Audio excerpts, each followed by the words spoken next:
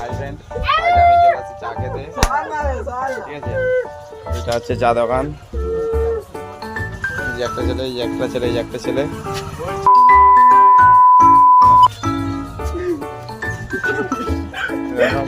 একটা ছেলে, এর দোকান হচ্ছে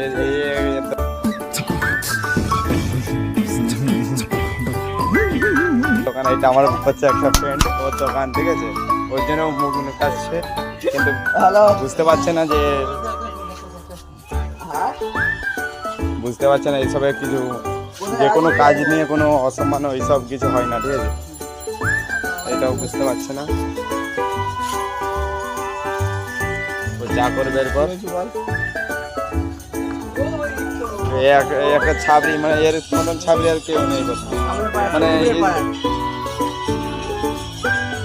এর মতন ছাবড়ি আর কোথাও নেই। ঠিক আছে, একটা সবচেয়ে বড় ছাবড়ি ছেলে।